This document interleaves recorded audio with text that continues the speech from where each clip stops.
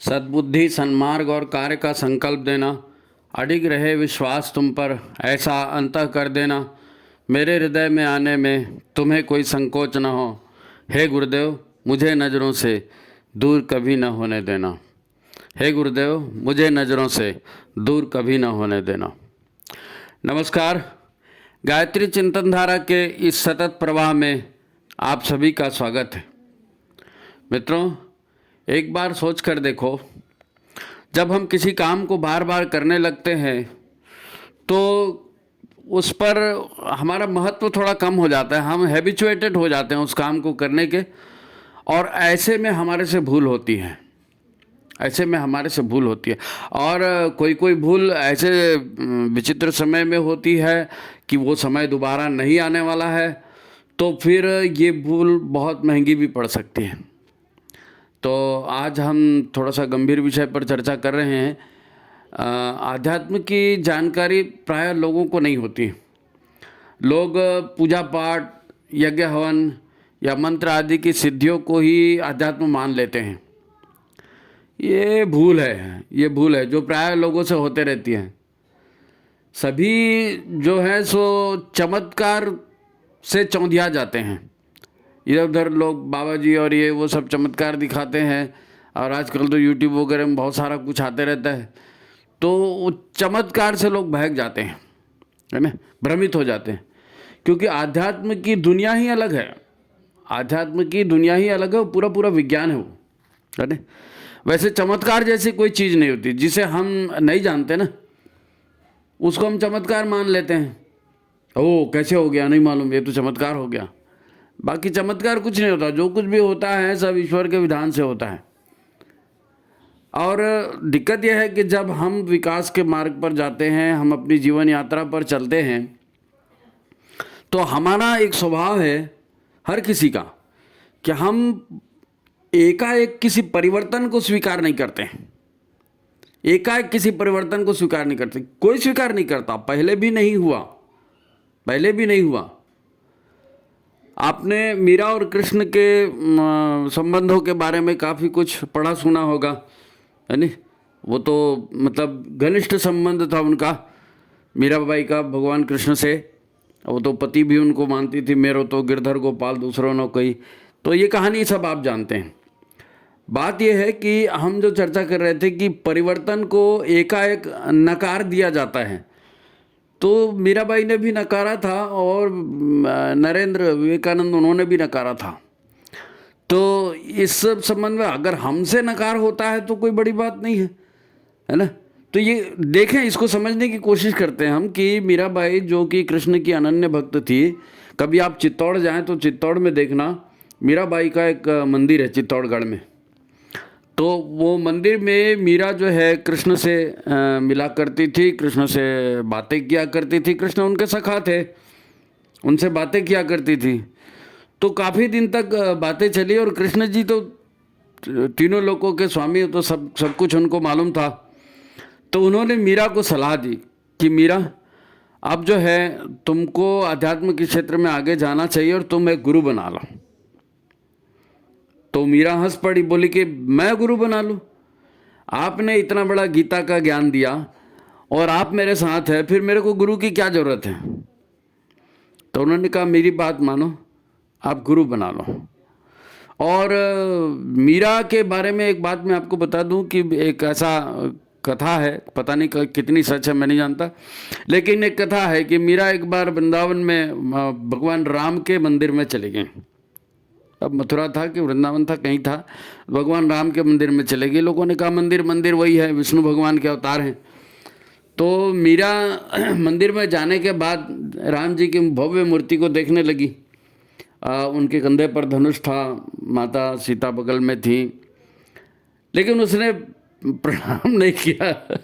और प्रणाम न करके उसने कहा कि आप हो तो वही, लेकिन आपको मैं नमस्कार तभी करूँगी जब आप धनुष छोड़ दोगे और मुरली धारण करोगे। आपका मुरली वाला रूप चाहिए, मैं तो उसी को नमस्कार करूँगी। तो इतनी अनन्य भक्त मीरा कृष्ण की, और कृष्ण उसको सलाह दे रहे हैं कि तुम गुरु बना लो। और गुरु भी किसको? संत रविदास को। अब कहाँ चित्तौड़गढ़ के राजमहल में रहने वाली मीरा, चित्तौड़गढ़ की बहू, और उसको संत रविदास के यहाँ जाकर के उनसे दीक्षा लेने की बात की।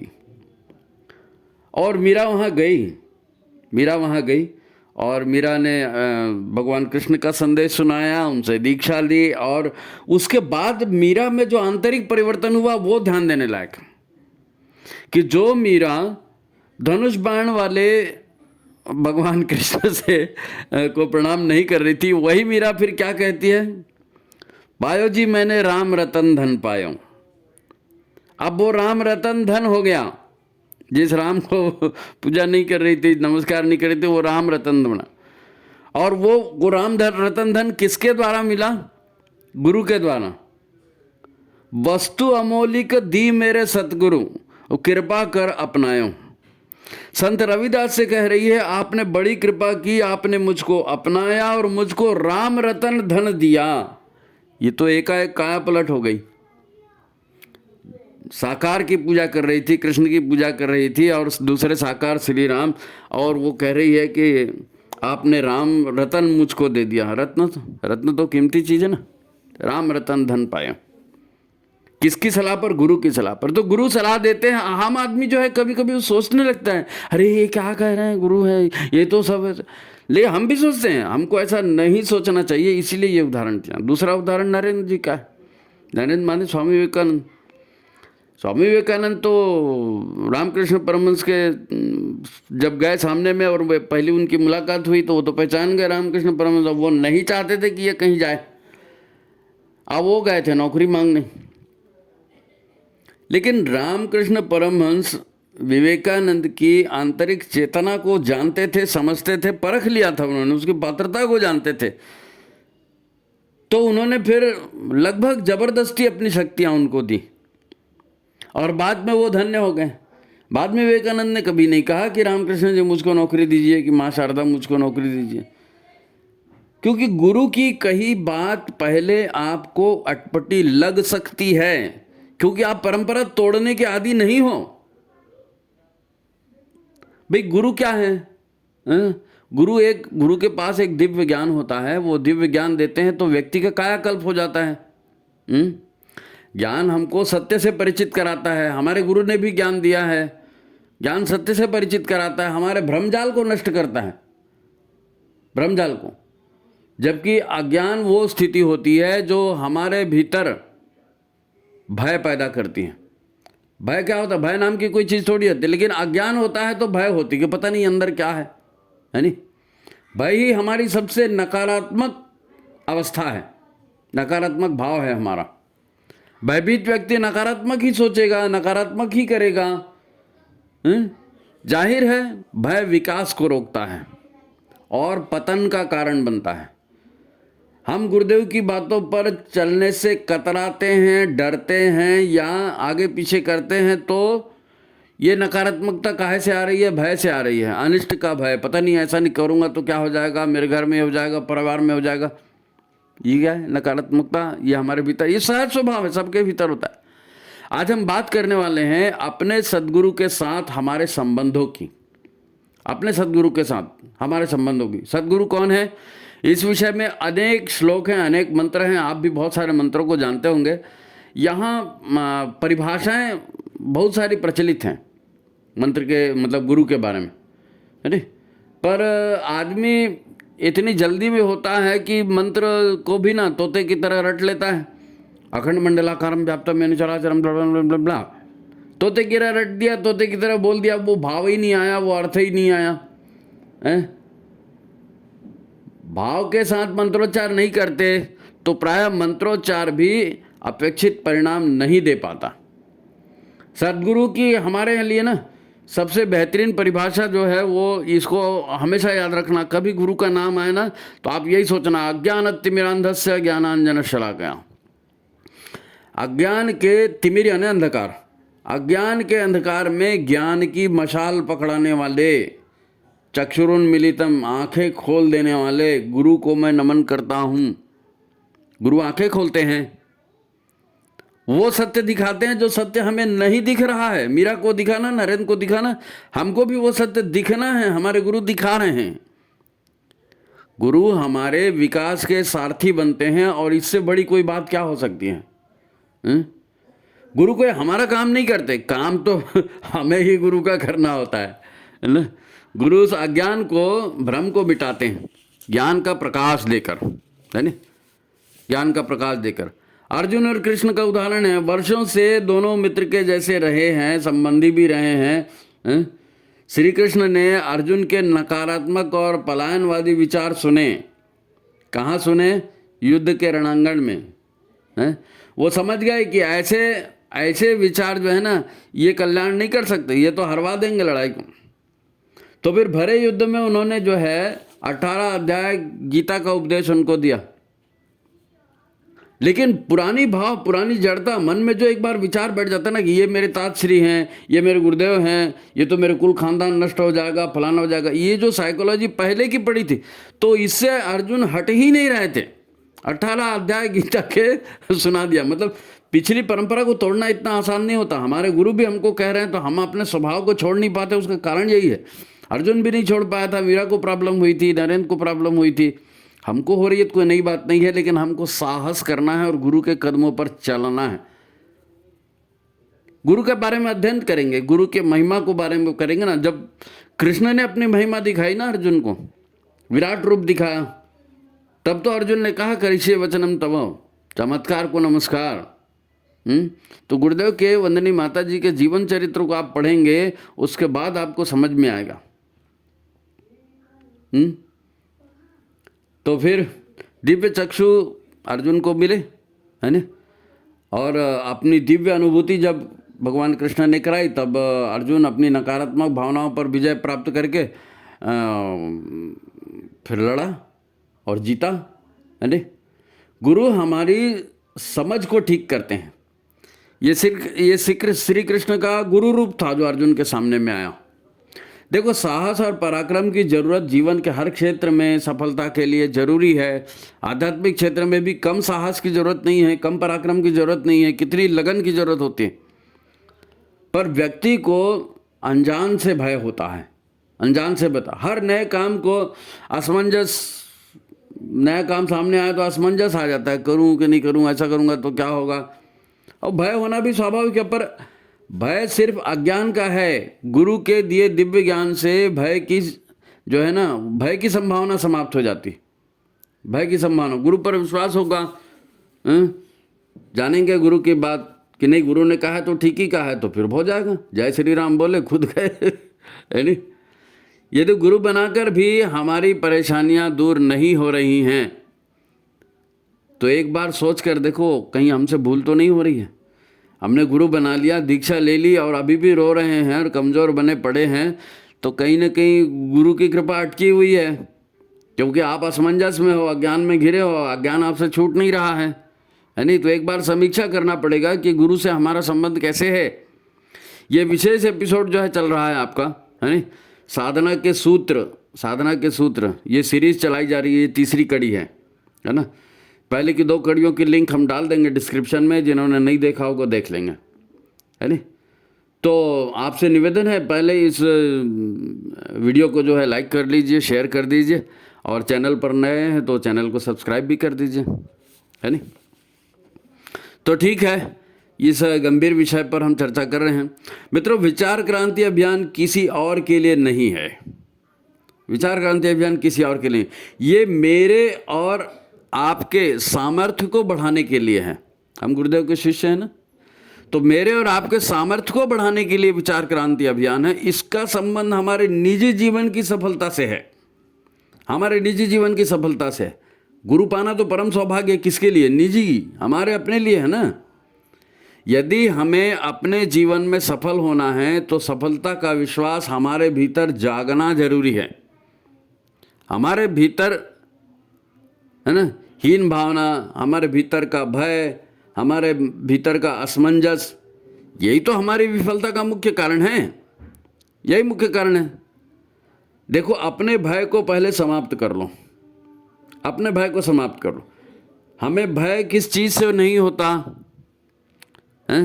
जब हम अपने विचारों को स्वयं नियंत्रित नहीं कर पाते तो हमको भय लगता है। भय कैसे लगता है? हमारे मन में बहुत सारे विचार आते रहते हैं ना, एक बार में कई विचार आते हैं। एक ऑब्जेक्ट आ गया, उसके बारे में कई विचार आए। अब कई विचार आए तो कहीं ऐसा तो नहीं होगा, कहीं वैसा तो नहीं होगा, तो आदमी उसी में डरना शुरू कर देता है। और अगर उसको ज्ञान है और वो उसके सामने में कोई परिस्थिति आई तो वो बिंदास बोलेगा कि हाँ ये तो ऐसा है, गुरुदेव ने ऐसा कहा है, तो वहां पर कोई असमंजस नहीं है। वो गीत है ना, असमंजस में समय गंवा कर कायर नहीं कहाना है ना। तो असमंजस वगैरह सब दूर हो जाएगा अगर आपका विश्वास बनेगा। तो तरह तरह के मन में विचार उठते हैं, अनिर्णय की स्थिति बनती है, संदेह उत्पन्न होता है, तो सत्य का ज्ञान नहीं होता और विश्वास भी नहीं होता। तो हम अपने विचारों को नियंत्रित नहीं कर पाते, और विचार नियंत्रित नहीं कर पाते तो फिर अज्ञान भटकना हो जाता है। अज्ञान का अंधकार उसी को बोलते हैं। फिर आशंकाएं कुशंकाएं तरह तरह की पैदा होती हैं, तो उसी को तो भय का भाव कहते हैं ना। तो गुरु भय को दूर करते हैं। यदि आपके विचार व्यवस्थित हैं, यदि आपके विचार पक्के हैं, तो फिर आपको डर नहीं लगेगा। फिर डरने की कोई बात ही नहीं है। हमारी ताकत बढ़ाने के लिए विचार क्रांति अभियान कोई ऐसा थोड़ी है विचार क्रांति अभियान सफल हो आप नारा लगा के गलियों में चिल्लाते घूम रहे, नहीं। विचार क्रांति हमारे अंदर होनी है तो हमारा भय दूर होगा और हम साधना के गुरु के मार्ग पर दमदारी से चलेंगे, दमदारी से चलेंगे। इसीलिए समझा रहे कि भय नाम की कोई चीज़ नहीं। आपके विचार भटक रहे हैं ना, उसी से भय पैदा हो रहा है। तो विचारों को भटकना बंद करा दो, यही तो विचार क्रांति है, और क्या है नहीं। तो फिर मनुष्य केवल अब काहे से डरता है? अपनी यादों से डरता है, अपनी कल्पनाओं से पीड़ित होता है। पहले ऐसा हुआ था, फिर ऐसा हो गया, तो मान लो उसने ऐसा कर दिया और ऐसा हो गया, तो या तो भविष्य की यादों में वो खो जाता है, या तो भूतकाल की यादों में खो जाता है, या तो भविष्य की कल्पनाएं उसको परेशान कर देती हैं। इसी से डर लगता है। डर और क्या चीज़ है? डर और क्या चीज़ है? यदि आप अपने विचारों को संभाल लेते हैं तो आपका डर भी समाप्त हो जाएगा। विचारों को संभाल लेंगे, आपका डर समाप्त हो जाएगा, है नहीं। गुरु ही एक ऐसी शक्ति है जो विचारों को, है ना, ज्ञान का आधार देती है। ज्ञान का आधार सत्य का आधार। सत्य से विचारों में ताकत आती है नहीं। तो गुरु ही ऐसी शक्ति है जो विचारों को ज्ञान का आधार देती है, और गुरु वचनों पर विश्वास से आपका भय समाप्त हो जाता है। हमें अपने भय और अपनी असफलता का विश्लेषण स्वयं करना चाहिए। कोई आप दूसरा आकर के नहीं बताएगा, क्योंकि आपका निजी जीवन है। दूसरे को क्या पड़ी है आपकी सफलता असफलता से? आलोचना ढेर करते हैं, लेकिन आपको अपने बारे में खुद ही सोचना पड़ेगा ना। क्योंकि गुरु ही एक ऐसी शक्ति है जो हमारे भय का समूल नाश कर सकती है और हमारे लिए विकास का मार्ग, साधना का मार्ग में हमको आगे ले जा सकती है नहीं। हम देखते हैं संगठन में भी हमारे सामने बहुत सारा होता है ना। प्राय संगठन में जो शिष्य जुड़े हुए हैं, इन शिष्यों में आपसी प्रतिद्वंदिता होती है। उसने ऐसा कर दिया, उसने ऐसा कर दिया, मेरे को मौका नहीं मिला, वो तो हमेशा ऐसा करता है, फलाना ढिकाना, बहुत सारी बातें संगठन में होती है, आप जानते हो, है ना। लोग अपने आप को बढ़ा चढ़ा कर दिखाने का प्रयास भी करते हैं, तो उनकी आलोचना भी होती है। आलोचना भी होती है। भाई कसौटी तो एक ही हो सकती है कि किसने गुरु से कितना ज्ञान पाया है और अपने विचारों को कितना पक्का किया, कितना आत्म सुधार किया, ये कसौटी हो सकती है। परंतु फिर भी अप्रिय स्थितियां संगठन में, समाज में, परिवार में बनते रहती। सॉरी, क्यों? इस क्यों को जानना जरूरी है। लोग तो किसी को भी गुरु बना लेते हैं और उनके विचारों के प्रचार की आड़ में और आत्म प्रशंसा के मार्ग पर चल पड़ते हैं। हमारे गुरु फलाने फलाने और उनके चेले हम उससे भी बड़े हो गए, है नहीं। ये अक्सर देखने में आता है। परंतु आध्यात्म, है ना, आध्यात्म ये कहता है, आध्यात्म बहुत गंभीर चीज़ मैं कह रहा हूँ। आध्यात्म ये कहता है कि हम गुरु नहीं बनाते, गुरु शिष्य को ढूंढते हैं। गुरु शिष्य को ढूंढते हैं। रामकृष्ण परमहंस ने ढूंढा विवेकानंद को, हमारे दादा गुरुदेव ने स्वयं ढूंढा गुरुदेव को, उनके घर में चले गए, उनके उपासना स्थली में चले गए, वहाँ से उनको पकड़ा। तो गुरु पात्रता, सुपात्र शिष्य को स्वयं ढूंढते हैं। अब लोग किसी को भी गुरु बना लेते हैं, तू भी गुरु मैं भी चेला, दोनों में ठेलम ठेला हो तो क्या होते रहेगा। दरअसल गुरु के पास जो देने को है ना, वो अनमोल है। गुरु के पास जो देने को है वो अनमोल है, और वो अनमोल वो उसी को देना चाहता है जो सुपात्र है। इसलिए गुरु सुपात्र के पीछे जाते हैं। गुरु अपनी अंतर प्रज्ञा से जान लेते हैं कि सुपात्र कौन है, और गुरु शिष्य के पीछे पड़ जाता है कि कुछ नहीं तुम सीखो, कुछ नहीं तुम सीखो, तुमको याद करना है, तुमको सीखना है? गुरु द्रोणाचार्य के कितने सारे शिष्य थे, पर वो सुपात्र सिर्फ अर्जुन को मानते थे और उससे प्रेम करते थे।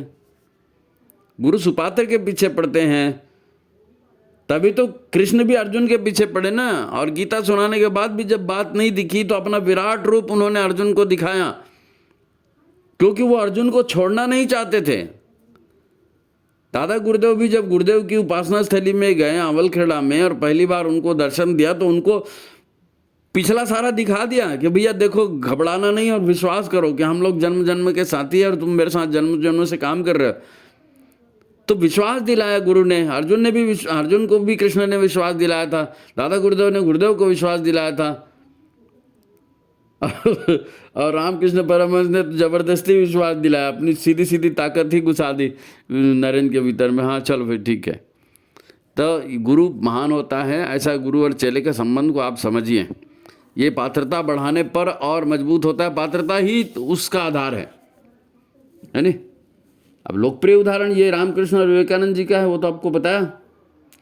अब वो नहीं चाहते थे कि नौकरी मांगने आया विवेकानंद और सुपात्र हाथ से निकल जाए, तो लगभग जबरदस्ती उन्होंने विवेकानंद के भीतर अपनी जो शक्तियाँ स्थापित की और विश्व भर में अपने विचारों का प्रसार उनके माध्यम से करवाया, उनके माध्यम से करवाया।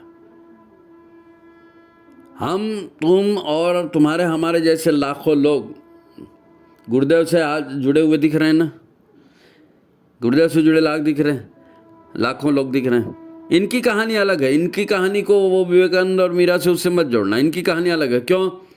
यहाँ सभी हम सुपात्र हैं ऐसा नहीं है, हम सभी सुपात्र हैं ऐसा नहीं है, पर निश्चित ही ये सौभाग्यशाली हम सभी जरूर हैं।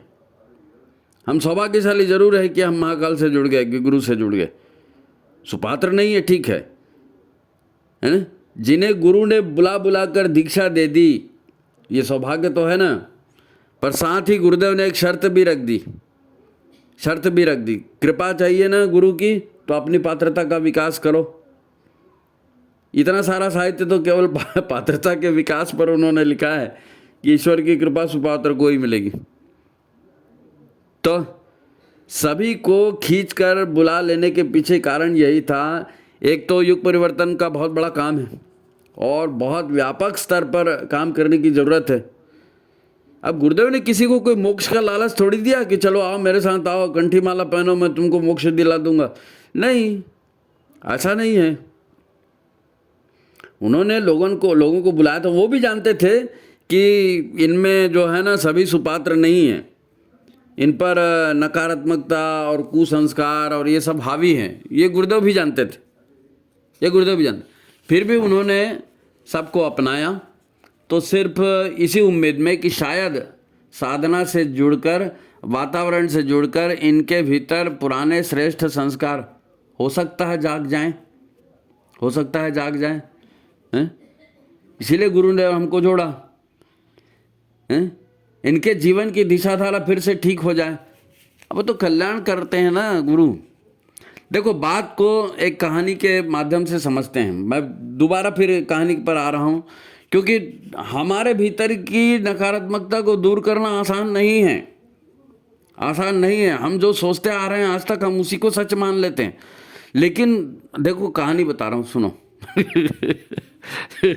कहानी को समझने का प्रयास करते हैं, है नहीं? लोग घटिया लगने वाले काम आखिर क्यों करते हैं? क्योंकि बढ़िया काम से उनका परिचय नहीं हुआ। बढ़िया काम से परिचय हो जाएगा तो घटिया काम को छोड़ देंगे, है नहीं?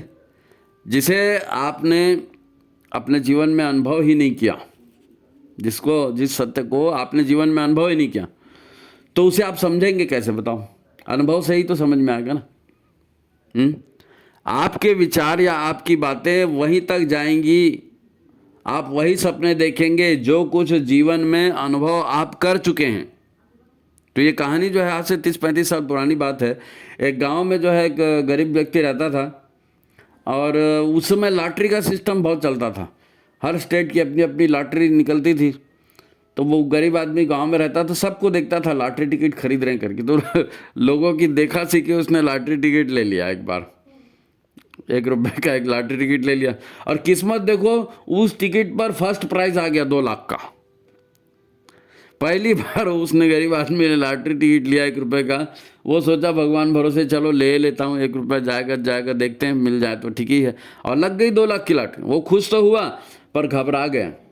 2 लाख रुपया, बाप रे, 2 लाख रुपया माने कितना होता है? क्योंकि 30-35 साल पहले 2 लाख की बहुत कीमत थी, 30-35 साल पहले बहुत कीमत थी। खैर, तो सरपंच को लेकर वो शहर आया और पता करने लगा कि लॉटरी की रकम कहाँ मिलेगी, कैसे मिलेगी। तो जब वो पूछापाछी कर रहा था तो एक पत्रकार उनके पीछे पड़ गया, पत्रकार पीछे पड़ गया। लॉटरी टिकट लिया, तुमने लिया, किसने कहा लेने के लिए, और ले लिया, अभी तुमको मालूम है क्या 2 लाख मिल गया, अभी तुम इसका क्या क्या करोगे, ऐसा ऐसा बहुत सारे प्रश्न। अब पत्रकार लोग तो करते ही ना। अब 30-35 साल पहले 2 लाख एक बड़ी रकम थी, है नहीं। तो अब वो बेचारा गांव का निपट, सीधा साधा और कम पढ़ा लिखा आदमी था, है नहीं। तो उससे उससे वो पत्रकार लगातार प्रश्नोत्तर कर रहा है। तो मैं एक सवाल पर उसका ध्यान आकर्षित करूंगा। वो पत्रकार ने उससे पूछा कि तुमको इतने सारे पैसे मिलेंगे, तुम बोल रहे हो कि मैं खूब मज़ा करूंगा, तो मज़ा करोगे माने क्या करोगे? इन पैसों से मज़ा करोगे माने क्या करोगे? ज़रा खुल के बताओ। तो वो बड़े गांव का बड़ा सीधा साधा आदमी था, 30-35 साल पुराना आदमी था, आजकल टीवी देखने वाला नहीं था वो। तो उसने बड़े सादगी से जवाब दिया, क्या करेंगे, पैसा मिलेगा तो रोज गुलगुले खाएंगे, भजिया खाएंगे, मालपुए खाएंगे, और क्या करेंगे। अब ये सब कुछ बताने की बातें, आदमी को मजा कैसे आता है, कैसे आता है। मैं भी वैसे ही करूँगा। बाकी लोग जो हैं गुलगुले भजिए समोसे खाते हैं, मैं भी वही खाऊंगा। अब गुलगुले माने आटे से बनते हैं, वो आटे में गुड़ का पानी डाल के मीठे भजिया बनाते हैं, उसको गुलगुला बोलते हैं। अब 2 लाख मिलेगा, 2 लाख से बहुत कुछ हो सकता है, लेकिन उसका दिमाग वहीं तक गया तो वो यही सोचता है कि 2 लाख का सदुपयोग यही है कि रोज गुलगुले और भजिए खाए जाएं। देखो होता क्या है, जिसकी समझ जितनी होगी वो कल्पना भी वही तक करेगा ना, उसकी चाहत भी वहीं तक जाएगी, गुलगुले खाने तक है? ये बात हमारे तुम्हारे लिए आज घटिया हो सकती है कि अरे क्या गुलगुले खाना, लेकिन जिस परिवेश में, माहौल में व्यक्ति रहता है ना, वो गरीब आदमी रहता था, वहाँ वो बड़े ऊंचे दर्ज की चीज़, स्टैंडर्ड की चीज़ थी कि ओ रोज़ गुलगुला खाते हैं। बात को गंभीरता से समझे। यही बात हम सभी पर लागू हो रही है। उदाहरण इसीलिए दिया जा रहा है कि हम सब पर यही बात लागू होती है। आज का आदमी क्या चाहता है, आज का आदमी क्या चाहता है? ठीक है, गुलगुले खाने की बात नहीं करता, लेकिन आज का आदमी भी तो चाहता है खूब पैसे वाला हो जाए, खूब बढ़िया गाड़ी खरीद लूँ, खूब बढ़िया बंगला मिला लूँ, खूब मेरा मान सम्मान हो जाए, और किसी अच्छी सी सुंदर सी लड़की से प्रेम संबंध हो जाए, और फिर खूब पार्टियां करें, एंजॉय करें, घूमें फिरें, और क्या, घूमेंगे फिरेंगे, ऐश करेंगे, और क्या, यही तो सोचता है ना आदमी। अब कल्पना करने वाले की भी क्या गलती? बेचारा जितना समझ रहा है उतनी तो कल्पना करेगा। या तो गुलगुले खाने की कल्पना करेंगे, या खाएंगे पिएंगे ऐश करेंगे, और क्या बोलेगा, यही तो बोलेगा। जब वो अपने गुरुदेव के सामने ऐसी डिमांड करेगा तो गुरुदेव क्या सोचेंगे, गुरुदेव क्या सोचेंगे हैं? अब गुरुदेव का स्तर तो कितना ऊंचा है ना। उन्हें उस मांगने वालों की अकल पर वैसा ही तरस आएगा जैसे आपको उसकी अकल पे तरस आ रहा हो गुलगुले वाले की। क्या रे क्या मांगा यार, मांगा भी गुलगुला। आप उसी तरह गुरुदेव भी आपको नादान समझेंगे। जितना नादान आप उस गुले वाले को मान रहे थे, गुरुदेव भी आपको उतना ही नादान मानते हैं। गुरुदेव के मन में आपके लिए वही भाव आएगा। तो अब श्रेष्ठ कौन है? गुलगुले वाला श्रेष्ठ है कि हम श्रेष्ठ हैं? कौन श्रेष्ठ है? कौन श्रेष्ठ है? और आज की क्या, कम से कम मैं कहता हूं कि 5-6 हज़ार साल पहले द्वापर युग की चर्चा लो, उसके पहले का भी ले लो शायद। आदिकाल से आदमी की प्रिय चीज क्या रही है? आदमी की प्रिय चीज क्या रही है? कामिनी और कंचन। कामिनी और कंचन, यही तो प्रिय चीज रही ना। आज की भाषा में कहें तो लोग क्या चाहते हैं? पैसा, मान सम्मान, नशा, सेक्स, है ना, फुल फुल टू मजा मौज, ज़्यादा से ज़्यादा बेहतर जो है वो स्वास्थ्य की बात करेंगे और क्या करेंगे। अब इसके आगे तो किसी की सोच नहीं जाती। स्वास्थ्य के बारे में जो सोच रहा है वो थोड़ा सा आगे का हो गया, नहीं तो खाली भोग तक ही जाता है। और स्वास्थ्य कुछ लोग और भी आगे की सोचते हैं कि भाई हमको सफलता और चाहिए, थोड़ा और ज्ञान अर्जित कर लेते हैं। तो ये अगली सीढ़ियां हैं प्रमोशन की कि आपने चलो शरीर के बारे में तो सोचा, चलो आपने ज्ञान पाने के बारे में तो सोचा। आज तक जितने सारे युद्ध, महायुद्ध जो भी हुए इस धरती पर, उनके पीछे यही है, पैसा, मान सम्मान, सेक्स, अधिकार की भावना। इसके आगे किसी ने सोचा ही नहीं। हेल्थ भी अच्छी होनी चाहिए तो ये अच्छी बात है ना। भोग होगा कैसे, हेल्थ नहीं होगी तो, ये तो आपको पता है। हमने ज्ञान पाने की बात हुई तो और भी अच्छी हुई, है ना। तो एक बात याद रखो कि गुरु हमको ज्ञान देते हैं, गुरु हमको सन्मार्ग दिखाते हैं। माता पिता भी हमारे गुरु हैं, माता पिता भी आपसे प्यार करते हैं और माता पिता भी आपको अच्छी बातें बताते हैं। लेकिन अब बच्चे माता पिता का विरोध करते हैं, नहीं अभी नहीं पढ़ूंगा, नहीं अभी ऐसा नहीं करूंगा, नहीं मैं वैसा नहीं करूंगा, क्योंकि उनको उसके बेनिफिट नहीं मालूम। माता पिता जो कह रहे हैं उसके बेनिफिट बच्चे को नहीं मालूम, गुरु जो कह रहे हैं उसके बेनिफिट बच्चे को नहीं मालूम। अरे अर्जुन को भी नहीं मालूम थे, मीरा को भी नहीं मालूम थे, तुमको और हमको नहीं मालूम, तो कोई बड़ी बात थोड़ी है। तो जो लोग आपका भला चाहते हैं, ज्ञानी हैं, वो आपसे प्यार करते हैं और अपने अनुभव के आधार पर आपको उचित सलाह देते हैं, है ना। चाहे वो माता पिता हैं, चाहे गुरु हैं, वरिष्ठ हैं, जो भी हैं, है ना। गुरु भी प्रेम करते हैं, वो भी ज्ञान ही देते हैं, है ना। तो हमको जो है इस बात को समझना पड़ेगा कि गुरु मिलना सौभाग्य की बात है। गुरु शिष्य को ढूंढते हैं और इतने बड़े महाकाल रूपी गुरु ने आपको और हमको ढूंढ करके जोड़ लिया है, तो ये परम सौभाग्य है। और ये सौभाग्य मिस नहीं होना चाहिए। ये भूल जो है ना, युगों के लिए भारी पड़ेगी, ये भूल युगों के लिए भारी पड़ेगी। श्री राम को गुरु ने ज्ञान दिया ना, गुरु ने, हमारे गुरुदेव को दादा गुरु ने ज्ञान दिया और उनको बताया पिछले जन्मों का सब करा करके, तो वो फिर अपने कैरियर के पीछे नहीं भागे, किस लड़की से शादी करूंगा, कहाँ नौकरी करूंगा, ऐसा सोचा क्या? नहीं, सीधा हमारे गुरु का बहुत बड़ा काम है, उनको विश्वास हो गया और वो गुरु युग निर्माण में लग गए। हमारा भी सौभाग्य है कि उसी युग निर्माण में गुरु ने हमको भी जोड़ लिया है। ये परम सौभाग्य है, ये छोटी मोटी बात नहीं है। इसमें थोड़ी सी भी ढिलाई करना अपने आप से गद्दारी करना है। मैं बहुत बड़ी बात कह रहा हूँ, है नहीं। हमारे लिए ये स्वर्णिम अवसर भी हो सकता है। हम अपने जीवन को ऊंचे से ऊंचे पायदान पर भी ले जा सकते हैं इसी जन्म में। हम गुरुदेव की गुड बुक में आ सकते हैं, गुरुदेव की गुड बुक में आ सकते हैं। नहीं तो त्रेता युग में उनके साथ काम किया। गुरुदेव कहते हैं ना, शांति कुंज में हमेशा बार बार बोला जाता है कि आप राम भगवान के समय में रीछ वानर बन के गुरुदेव के साथ काम किए और आप कृष्ण के समय में ग्वाल बाल और गोपी बन करके और कृष्ण के साथ में काम किए। तो प्रश्न यही पैदा होता है कि फिर आप त्रेता से द्वापर तक कहाँ थे? त्रेता से द्वापर तक कहाँ थे और क्यों बिछड़ गए गुरु से? अब द्वापर में बिछड़ गए, चलो अभी कलयुग में फिर मिल गए, फिर बिछड़ना है क्या? कलयुग में मिल गए, ये परम सौभाग्य है। अभी आपके सामने में ये वीडियो भी आ रहा है और आपके सामने में इतना बड़ा सुअवसर भी है। युग परिवर्तन का ये प्राइम टाइम है एकदम। फिर बिछड़ना है गुरु से?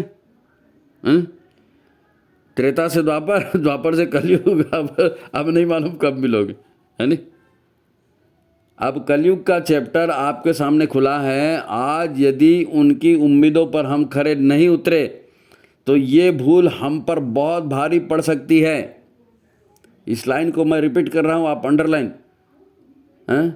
अब कलयुग का चैप्टर भी आपके सामने में है। आज यदि तुम और हम उनकी उम्मीदों पर खरे नहीं उतरे तो ये भूल हमको बहुत भारी पड़ने वाली है। ठीक है, आज की बात समाप्त। सभी को प्रणाम। मित्रों, आप जिनको भी शेयर करते हैं उनको बता दीजिए कि ये ऐसे ऐसे वीडियो आ रहे हैं और ये सीरीज़ बड़ी महत्वपूर्ण होने वाली है। इसका तीसरा वीडियो आपको अभी दिया गया, आपने सुना। इसके 2 पहले के वीडियो हैं, उसकी लिंक डिस्क्रिप्शन में डाल देंगे। डिस्क्रिप्शन को ओपन करना सीखिए। डिस्क्रिप्शन अगर ओपन नहीं होता है आपसे तो किसी जानकार से पूछिए। अच्छा, लोग हमसे बात करते हैं कि भाई आप हमको रेगुलर जो है हमारे व्हाट्सएप में भेजने की व्यवस्था करो, तो व्हाट्सएप में हम भेजते हैं, लेकिन हमने अब उनका व्हाट्सएप ही चालू नहीं है, तो हम कैसे भेजेंगे? तो आप अपना व्हाट्सएप पहले चालू करिए। हमने उनको कहा आप व्हाट्सएप करिए और जय गुरुदेव या जय श्री राम कुछ लिखकर हमको भेजिए, तो हम आपको फिर जोड़ देंगे, उसमें कर देंगे। तो वो व्हाट्सएप में जोड़ने के बजाय एसएमएस कर रहे हो आप। एसएमएस में नहीं होगा ना भाई, एसएमएस में थोड़ी इतना बड़ा जाएगा आर्टिकल।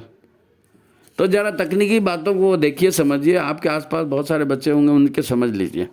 विचार क्रांति अभियान है, घर घर जा रहा है। हम सौभाग्यशाली है जो इससे जुड़ गए हैं। तो ये छोटी छोटी बातें, इनका भी ध्यान रखेंगे, ठीक है। तो सभी को प्रणाम, नमस्कार।